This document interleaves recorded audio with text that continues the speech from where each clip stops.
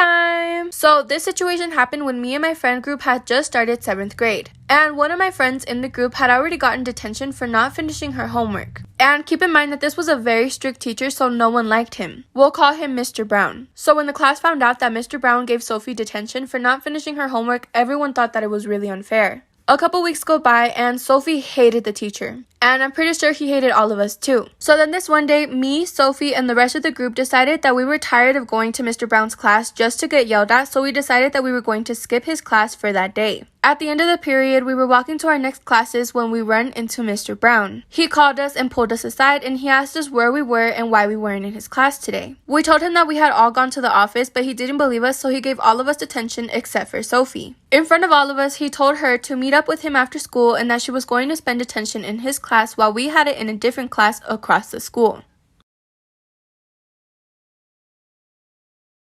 So we were all confused as to why only Sophie had to go to his class, but we didn't say anything. After school, we went to detention. And the detention teacher was actually one of my dad's friends, so he didn't believe that we had done something bad, so he let us go. He told us to just stay at school until detention was over so Mr. Brown could check us out. We all went outside and sat on the tables when one of my friends say, "Hey, we should all go see what Sophie's doing in Mr. Brown's class." We all agreed and got up and started walking across the school to get to Mr. Brown's room. While we were walking, we started coming up with ideas as to why she had to be in a different class. We got to the hall where the class was and we had to be really quiet because we didn't want Mr. Brown to see us. We look in the class and Sophie wasn't there. That's when we heard footsteps coming our way, so we all hid. We see Sophie walking back from the restroom, goes into the classroom, and then she gives Mr. Brown a hug. At that point, we were all even more confused because we thought she hated him. That's when my friend took out her phone and started recording them, but then Mr. Brown and Sophie seen us, so we all had to run back to the detention room. When we got back, the teacher was still there, so we told him everything that we had just seen. After that, my friend pulled out her phone and showed him the video.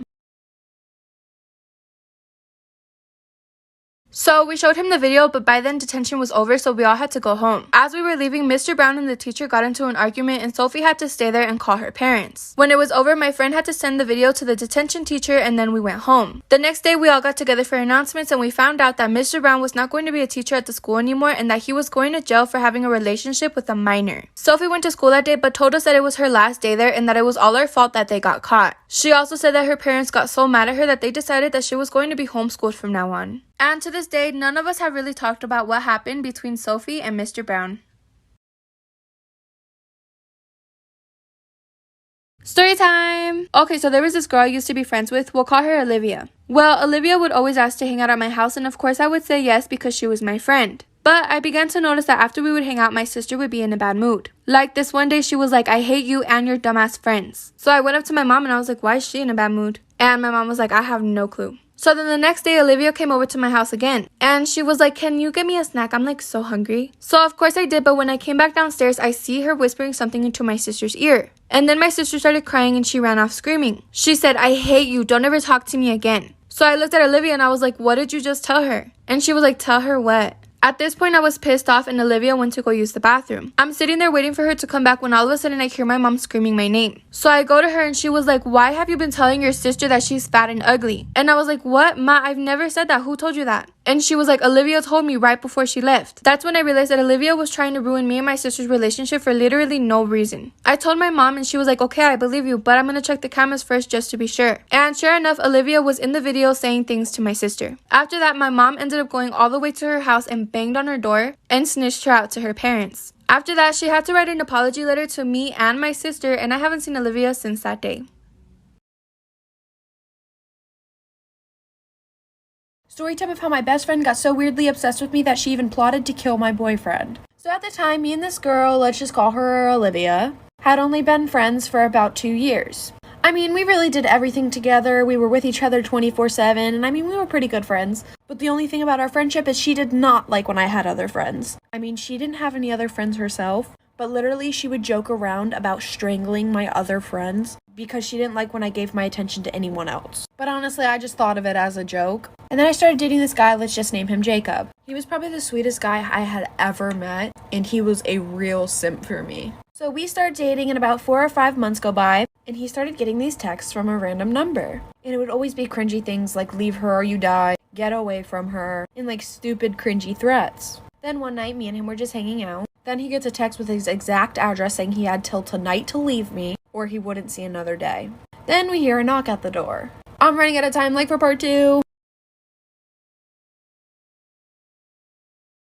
Part 2 of how my best friend got so weirdly obsessed with me that she plotted to kill my boyfriend. So continuing on with the story, we heard a knock at the door and it ended up being her. And she said, "Oh, I'm just coming by to check on you and make sure you're okay." Mind you, we were at his house. And he looks at me like, what is she doing here? So I asked her to leave, and then she ends up getting so mad at me just because I asked her to give us alone time. So the night goes on, and then when I get home, she's in my room. At this time, my whole entire family was out of town, and I was the only one home. So I was like, hey. It was literally just like a normal night, and then I go to shower, and when I get back out of the shower, she's gone. And then my boyfriend calls me, and he goes, "Why is Maddie here?" She had like this black mask on, but she's stupid enough to not realize that we know it's her. And I mean, we're being real here. She was my best friend at the time, so of course he's not going to call the police on her. But she had a knife in her hand, and he opens the door and he like pins her against the wall and then calls 911, I guess. And then to sum it up, when they get there, she tells them everything that she was going to do, and then they put her in a mental hospital. But she said that she was going to murder everybody that gets close to her. Story time about how I catfished my boyfriend. I'd been dating my boyfriend Ben for around a year. We were really happy and he even moved in with me in my apartment. Everything was going great and I thought he could be the one. However, one day my friend Lacey sent me a screenshot of my boyfriend on a dating app. At first, I was hoping that maybe it was an old account. I didn't want to jump to conclusions if it was from before we started dating. The pictures that he had on the account didn't seem to be recent ones. I wanted to ask him about it and I almost did, but I had to be sure that he wasn't trying to play me. I called my friend Lacey and told her to super like him on the app. She's really pretty and they've never met, so I knew that he would match with her if he was still active on the app. After a few days, nothing happened. He hadn't matched or messaged her. I was so relieved that I even bought him a new jersey I knew he'd been wanting. I felt dumb even questioning his loyalty until I got an update from Lacey a few days later. He had matched with her on the dating app and messaged her. I was so mad I was seeing red. I was so close to going into the next room and going off on him, but I decided that I wanted to get back at him in a different way. I called Lacey and explained to her that I wanted to set him up and asked for her login information on the app, which she gave me. This is when things got interesting. Part 2 of how I catfished my boyfriend. I downloaded the dating app, logged into Lacey's account, and began messaging Ben pretending to be her. I asked him if he was single, to which he said of course. He was being super flirty and saying some of the sweet things to her that he said to me. I told him I wanted to set up a date and meet, and he immediately agreed. It was on a day that I knew he was scheduled to work. When the day came, he lied to me and told me that he was going to work and might have to stay late. I met up with Lacey and a few of my other girlfriends and we got ready to catch him in the act. I messaged him and gave him Lacey's address where we were waiting for him. He messaged back when he arrived and Lacey went to the door and let him in. He walked in and saw me and all my friends and his jaw hit the floor. If anyone's ever seen a ghost, I'd imagine they looked like him when he walked in and saw us. He was so shocked and terrified, he just stood there not knowing what to say. The look on his face of complete guilt and shame was so gratifying. My friends and I immediately started yelling at him, calling him every name in the book, while some of my friends had their phones out recording us catching him red-handed. We pushed him out of the house, yelling at him while he took the walk of shame back to his car. We spent the rest of the evening back at my place getting all of his stuff out of my apartment. Hopefully he thinks twice about cheating. This is why you should always lock your front doors. A kid living with both of his parents decided to watch a movie for their family weekly movie night. He then gets up to use the restroom. As he is in the restroom, he sees all of the power in the house cuts off, and then he hears 2 loud thumps. He locks the bathroom door and hears heavy objects being dragged across the hallway. The kid, freaking out, runs out of the bathroom and runs into the restroom. Once he is inside the room, he locks the door. As he locks the door, he jumps in bed and acts like he's asleep in hopes that this person who is in the house will ignore a child sleeping. He closes his eyes and hears the door creak at the same time. He squints his eyes and sees a man with no eyes dragging the bodies of both of his parents. The man dragging his parents sits his mom's dead body in a chair facing him, and then sets the dad's body on the floor facing up. It was almost like whoever was in the house who killed them wanted him to see it. He then sees the man writing something on the wall and then climbs under his bed. He laid there for hours knowing that if he moved a muscle he would end up just like his parents. He finally built up enough courage to read the wall, and the Story time about how I broke up my best friend and his girlfriend. So it was our sophomore year in high school, and my best friend and I had known each other since we were like 8 years old. And I've always had a crush on him. Like anytime he would get a girlfriend, I would try and break them up. And it would work. Well, our freshman year of high school, he started dating this one girl. Well, when he started dating her, he distanced himself from me because she didn't like how much time we were spending together. So a few months go by and my birthday's coming up. And mind you, within these past few months, we only seen each other like twice. And he had me blocked on all social media. Well, our parents were really good friends because we lived in the same cul-de-sac. So my mom invited him and his parents to my birthday party. So at the end of my party, my friends left and him and his parents stayed. And my parents really didn't care if I drank alcohol, so we had like a whole bottle of vodka to ourselves. So we're in the basement and we're taking shots together. Well, I got him super drunk and he fell asleep. And while he was sleeping, I went on his phone and like for part 2. Part 2. And I was able to get into his phone because he stole my fingerprint from when we were best friends. So I unblocked myself on all social medias. And there was an ottoman pushed against the couch. So while he was sleeping, I was able to go lay next to him. So while I was laying next to him, I took a few pictures of us. And I saved them in his camera roll. And I also sent one to his girlfriend. And it was about 1 in the morning. Well, she opened it right away, and then she started going off and would not stop calling his phone. So after that, I turned his phone off. So he started to wake up, and then we started drinking more. And then we started fooling around. And while we were doing the nasty, I took a video. But he didn't see it because the phone was in front of me. And I had his girlfriend on Snapchat. So what did I do? I sent the motherfucking video to her. So the next day, obviously, he found out what happened. So then he came over to my house to talk to me. And I told him how I was upset that she was keeping him from me. So he broke up with her and started dating me. Am I the asshole for refusing to attend an apology dinner after my mother-in-law called me a bad mother at my son's funeral? I lost my son to congenital heart disease, and he did not survive the open heart surgery at the age of 1 year and 6 months. Mother-in-law and I were in constant conflict. Things always been bad between us, but in those months, we reached our limit. She kept getting involved in my son's treatment and criticized every decision I made, claiming I didn't know how to handle my son's illness. We went low contact, but she kept causing issues occasionally. My husband was torn between our son's illness and his mother's issues. When my son passed away, she came to the funeral and caused a scene by arguing with me, knowing I had no energy for it. Oh my gosh. She used the fact that everyone was there so she could say it was my fault my son was born sick and I didn't take care of him properly, and that I was the one who took their grandchild away from them and caused them heartache. She then loudly called me a bad mother. I had no idea how I kept my composure. Can you solve this mystery? This is the story of 6 friends who went to the beach together, but something strange happened. One of their friends decided to dive into the water, then went missing. But things are not as simple as they seem. All the clues to what really happened are hidden in what I'm about to say. So these 6 friends went to the beach, and one of them decided it'd be fun to go cliff diving. Let's call him Tom. Tom dove into the water first while all of his other friends watched. Then about half a minute later, when Tom still hadn't come up, his 5 remaining friends followed. But still, even after everyone else came back up and swam to the shore, Tom was still nowhere to be seen. The 5 remaining friends thought the worst must have happened, so they left and tried to move on with their lives. Until the 1-year anniversary of Tom's disappearance. They went back to the same beach. Story time of how I caught my grandma and my dad sleeping together. Yes, you heard me right, my dad was sleeping with my grandma. Sadly, I had to be the one to find this out and walk in on them doing the dirty, and it was probably the most traumatizing experience I've ever had. So basically, my dad told my mom that he had to start working late to get extra money, because at the time we weren't doing so good money-wise. So basically, a couple months go by, and my mom said he started acting really, really weird, and then asked me to keep an eye on him and see if he's like doing anything strange. So you know me, the best daughter in the world, kept an eye on him, and I didn't find much out. Until one day, after I came home from school, I got locked out of my house because I didn't have my key, and both of my parents were so called at work.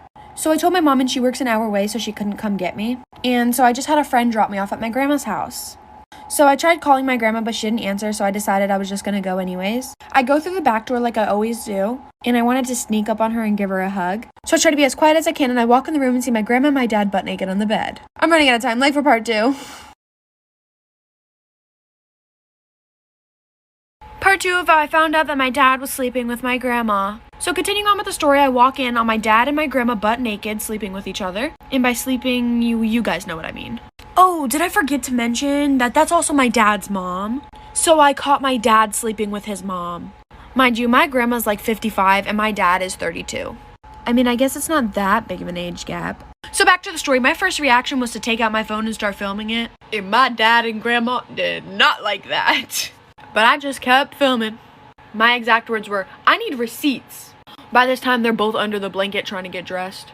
Without me seeing their wing-wings and hoo-has and titty-tas.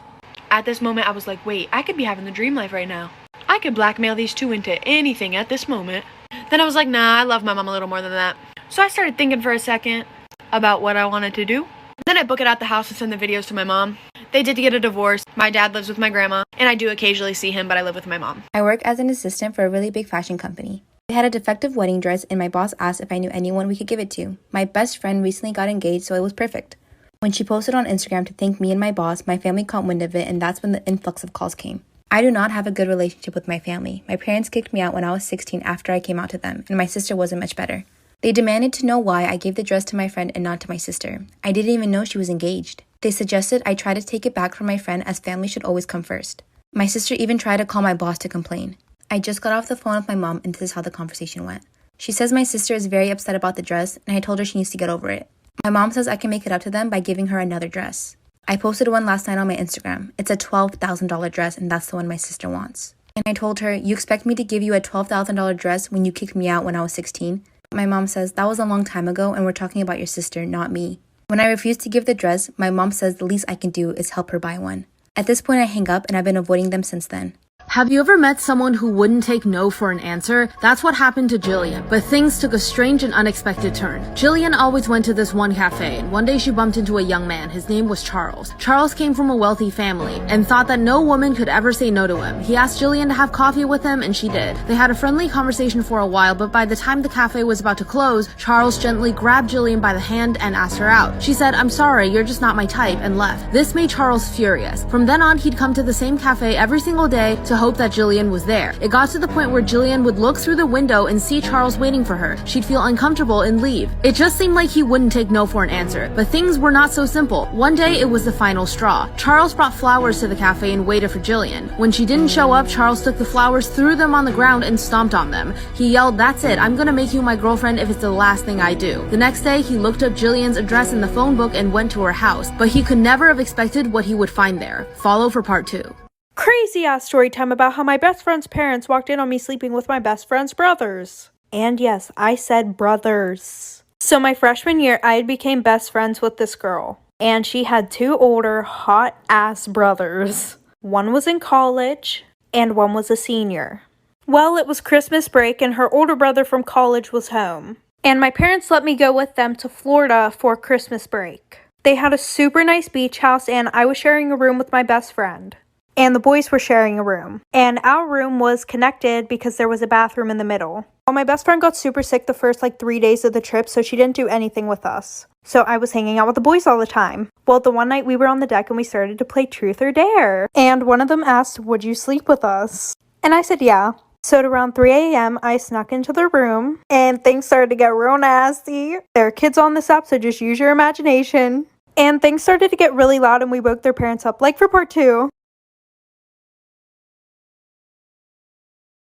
Part 2. So we thought that we woke their parents up and we heard someone walking up the stairs. So I ran into the bathroom, hid, and they asked if everything was okay. And I was just like, oh, I'm not feeling good. I think I caught whatever my best friend has. So they went back downstairs and we thought they went back to sleep. They were never asleep. So we decided to go onto the deck and finish the nastiness that we were doing. And I was like, oh, okay, we don't have to be that quiet now. Because their bedroom was in the front of the house and the porch was on the back of the house. And we were on the 2nd floor, and below that there was another porch with a fire pit and everything. And I could see below us. Well, out of the corner of my eye, I thought I saw somebody walk into the house. But stupid me, I just ignored it. Not even a minute later, I hear the sliding door open. And I hear, and we all turn around and everybody's standing there. So they sent me home and told my parents. But I didn't get grounded because low-key my mom knew I was a hoe.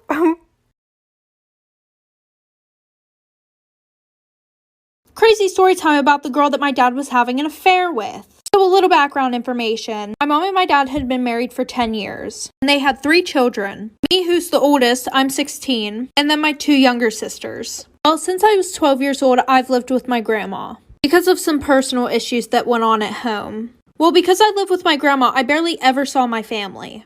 Because she lived an hour away. So I was never in any family photos or anything like that. Well, when I was 15, my dad started coming to my grandma's every Friday and taking me out for pizza. And I thought it was because he just wanted to spend time with me. Well, Well, a few months after he started taking me out for pizza every Friday, I found it really odd that he was getting a hotel for the whole weekend and only seeing me on Fridays. So I had talked to my grandma about it. So my grandma told me that he was having an affair. And she said that she didn't care because she absolutely despised my mom. I didn't tell my dad that I knew because I just thought that it would cause issues between us. Well, the next Friday he came up and we went to the pizza place. Part 2 about the girl that my dad was having an affair with. So like I said, a few weeks later, on a Friday, he takes me out for pizza again. Mind you, we go to the same pizza place every single Friday. Well, we sit down, we're waiting for our pizza, and I notice that there's this girl who keeps staring at me. And I'm like brushing it off, thinking that she's just one of those girls who has an RBF, resting bitch face. So once we were done eating, my dad went to pay. But the pizza place that we were at, they only accepted cash and not card. My dad had to go to the bank, which was like 2 doors down, so it really didn't matter. As soon as he got up and walked out that door, the girl who was staring at me the whole time came straight over and sat down where he was sitting. I'm like, hi. And she just starts going off on me, but not so everybody could hear. She's like, what the fuck is your name? Like, is he cheating on me? Blah, blah, blah, blah, blah. And I'm like, what are you talking about? I'm like, I'm his daughter. She said, no, you're not. He showed me pictures of his daughters before. Like I said before, I wasn't in any family photos. Like for part 3.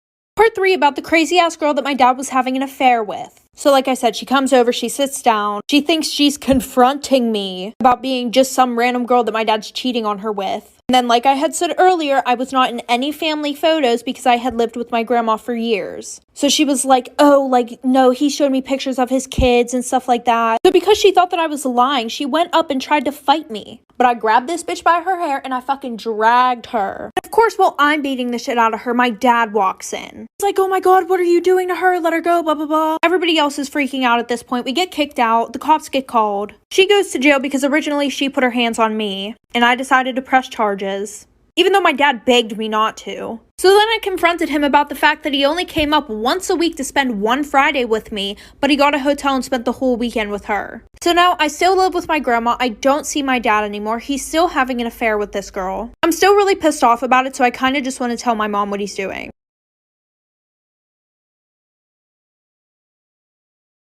Story time about how I hooked up with my boyfriend's dad. Disclaimer, this is not my story time. It was sent to me on Instagram. My boyfriend's dad is an absolute DILF. He used to be a competitive bodybuilder and even did some modeling back in the day. Well, let's just say my boyfriend didn't turn out with the same looks. Don't get me wrong, my boyfriend is really sweet, but he's not the best looking guy. One of the reasons we started dating and I really liked him was because of how considerate and loving he was. We started off as friends and he would take me out to dinner, wine and dine me, eventually asked me to be his girlfriend and I said yes. We both come from wealthy families, and our families loved the idea of us being together. Exactly a year ago, we moved in together, and he got a new job that required him to travel a lot. Well, he asked his dad to come check on me. So his dad would come over, we would watch movies, and just hang out. But one night we decided to do some drinking. I got super tipsy, and so did he. One thing led to another, and we ended up, And after that, we did it over and over. Of course, my boyfriend's dad felt super guilty, and so did I. I mean, he was cheating on his wife with me, and I was cheating on his son with him. Part 2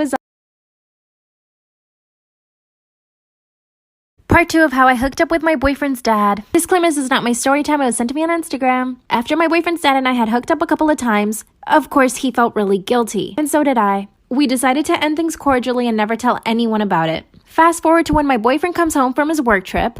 I had to pretend like nothing happened, but it was really hard because at this point I definitely caught feelings for my boyfriend's dad. I became really distant from my boyfriend and he started noticing. He also asked me one day if his dad came over to check up on me, which I said yes. After that, things were just not the same between my boyfriend and I. He would always ask me why I never touched him or kissed him, and I would just say that I felt bad or that I had my period. A month later, my boyfriend goes on another work trip. My boyfriend even invited me to come on the work trip, but I said no. Instead, as soon as he left, I called his dad and told him to come over. I told him I just wanted to talk, but really, His dad came over, we talked for about an hour, and then it happened again. It's like we just couldn't help ourselves. That's when he told me that he was catching feelings for me and that maybe even wanted to get a divorce. Part